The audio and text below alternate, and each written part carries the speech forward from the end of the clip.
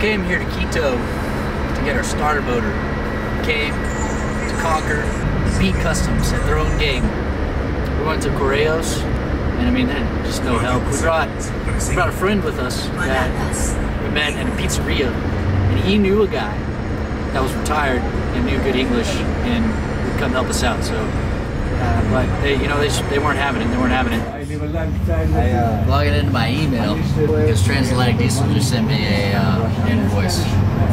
And the biggest reason we're not getting our starter motor is because they don't know how much to rip us off for. So the invoice is going to have how much the starter's worth, and that's how much they're going to charge us for to receive the starter.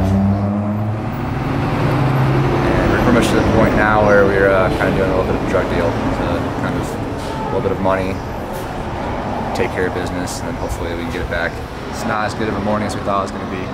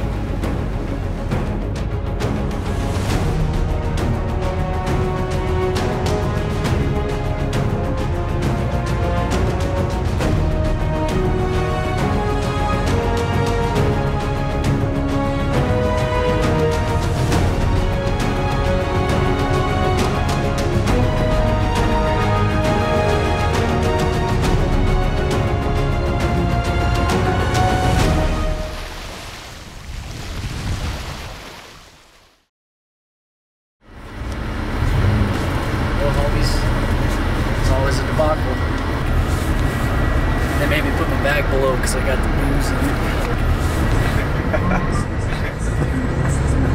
Yeah. Failed mission. We spent some good days in Quito though. Good to get away from Bahia, away from the heat a little bit. But now we're pretty much frozen solid. I want to go warm up again.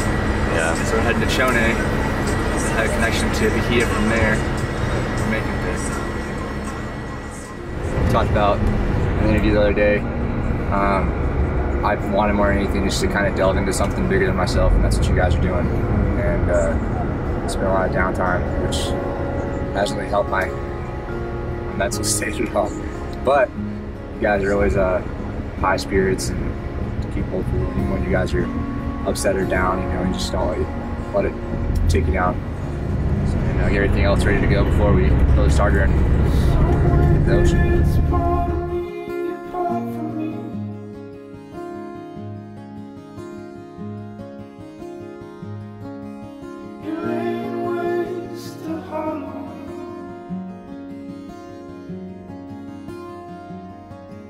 You fucked it, friend, it's on its head, it struck the street.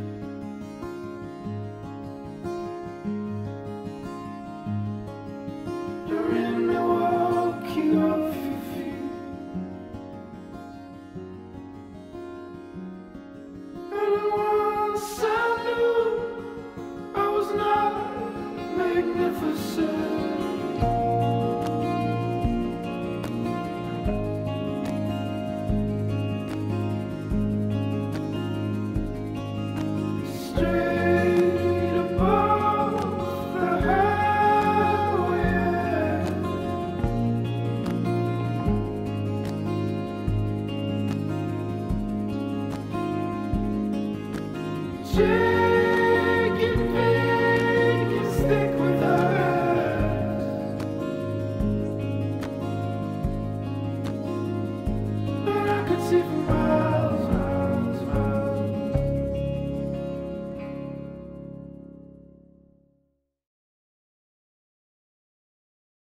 All right, man.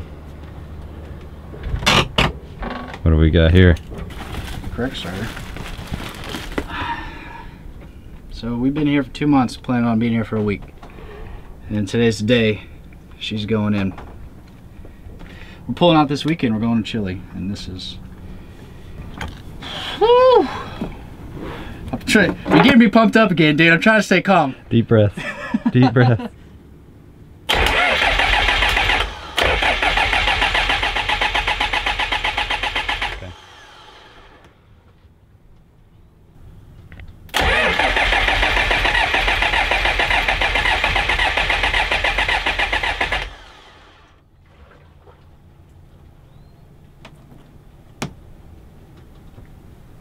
It's not turned over. No? It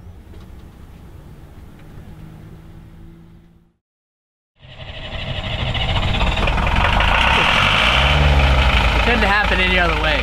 I was like, as soon as Steven turns the camera off, that she's gonna start up. Oh man, she sounds good. She sounds awesome. Go to Patagonia.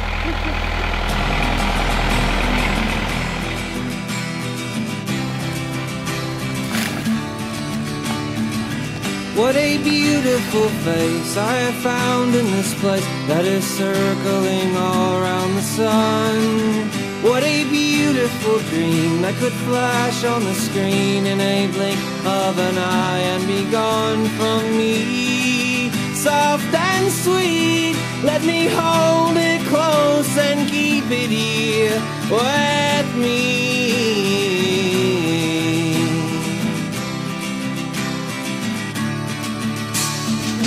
And one day we will die and our ashes will fly from the aeroplane over the sea.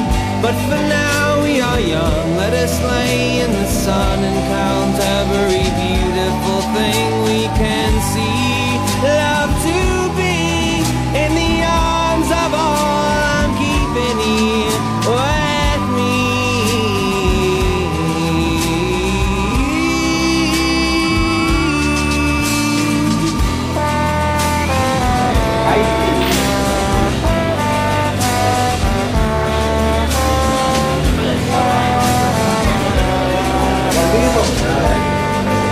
Got some Ecuadorian peanut butter. He loves it. It's like he's Feels good in the hands, huh, John? For some reason, it really does. Perfect. Just tap, tap, tap it.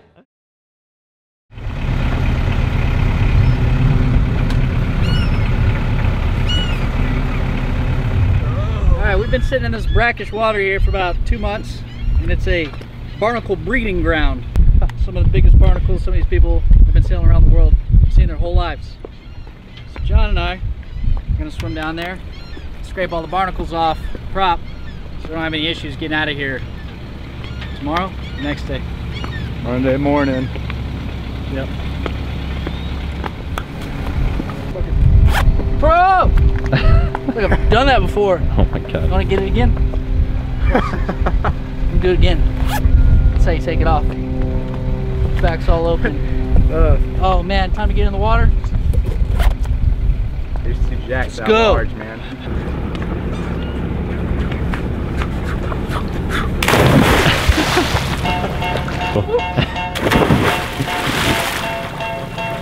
How's the water? Feels like we're gonna need tetanus shots, hepatitis, all the above. Full cocktail.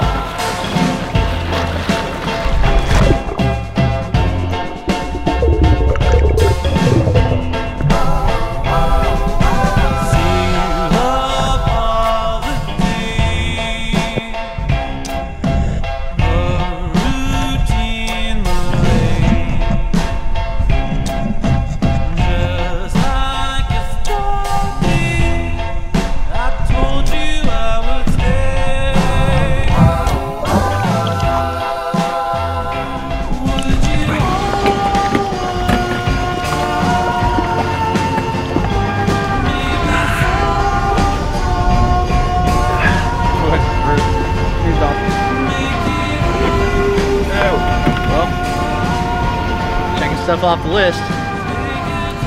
Worst part done. Lost a little bit of our soul down there.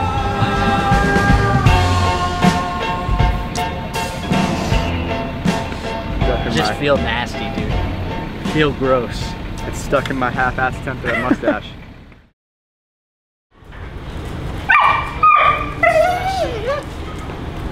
She knows. Yeah.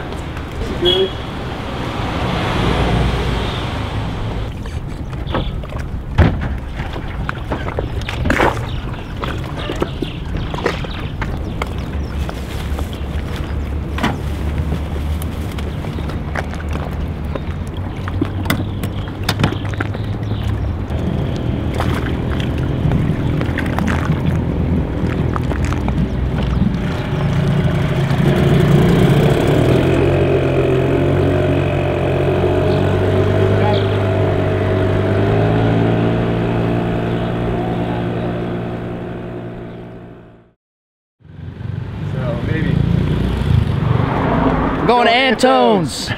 Jinx, you owe me a Coke, dude. What Not for? getting you. Owe me, dick. owe me close. It's our last night ashore for about a month.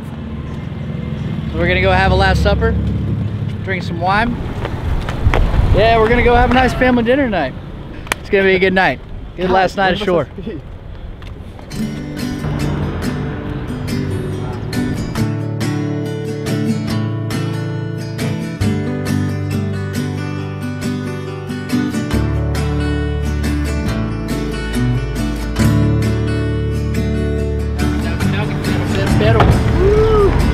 Have a piece of man toast. Remember when our songs were just like prayer, like gospel hymns that you call in here.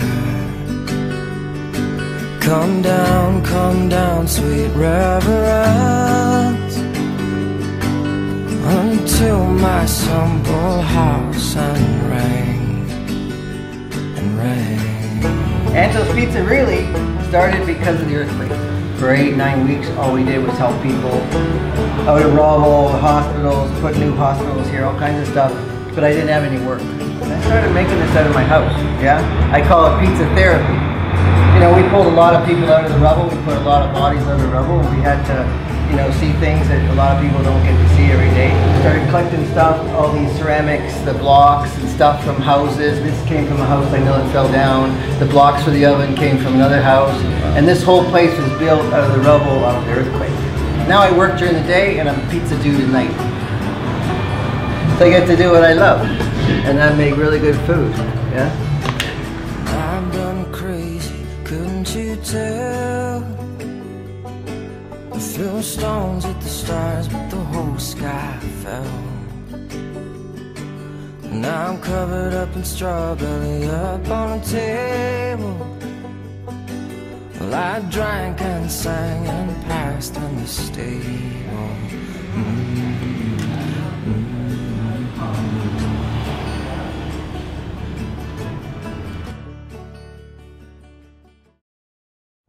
All right, so you and Taylor knew each other in Guam.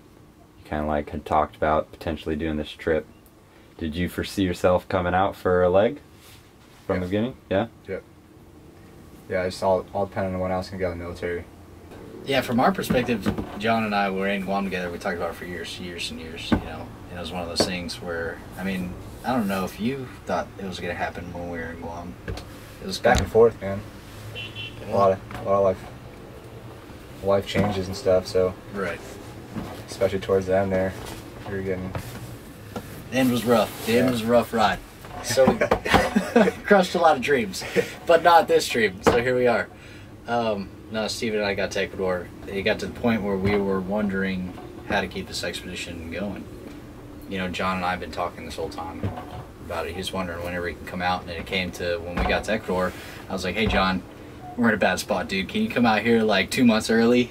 And you know, he is still in the military right now. You know, he's on terminal leave. So for him to come out after only spending a couple weeks home, to come out for this mission, you know, and Steve and I can't thank you enough. So now we are here in Ecuador.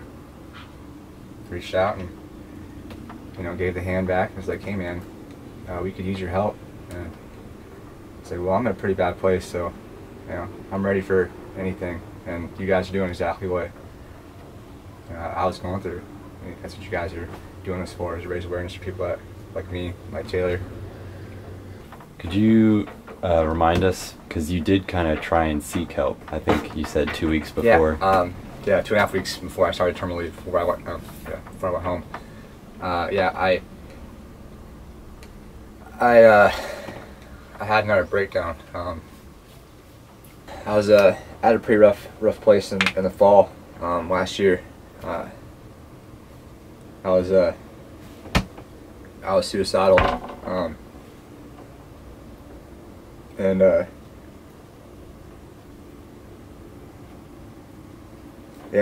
one really knew about it besides one friend and my girlfriend at the time, and I was ashamed, so I didn't talk to anyone about it until it was kind of too late with a lot of things, you know. Towards the end there in January, I had about 3 weeks to get myself ready to get out of the military that my squadron had given me. Just not enough time. Yeah, I got in a pretty low place, and I was talking to Kel. He's out, you guys ready? And he's like, dude, you need to go talk to someone about this stuff. Because I'm sitting in my car off the Sunset Cliffs. He's like, hey man, I don't want you to be a narcissistic, Mission 22. Yeah. And yeah, I went to medical the next day. Excuse me. Went to medical the next day. They sat me down, gave me this huge questionnaire. And I answered it all out. It was about 10 pages long. Turned it in, and I was sat down by the corpsman at the time. And he's like, all right, sit down here. We'll see you when you're ready. It came about 5 o'clock in the evening when the corpsman came back down and said, hey, I'm sorry, the commander's not going to see you today. I was like, okay, come back tomorrow? She's like, no, she doesn't want to see you. You need to go somewhere else. I was like, where? Fleet and Family? Where? She's like, no. She said for you to wait for the VA. I said, I'm still active duty. I don't need to go to the VA. I'm still active duty for another 2.5 months from now. She said, well, you only have a few weeks left until you're on terminal leave, and then you're pretty much the VA's problem. And so I just laughed. I said, that's alright, well, my life's falling apart right now, so you know, what can you do?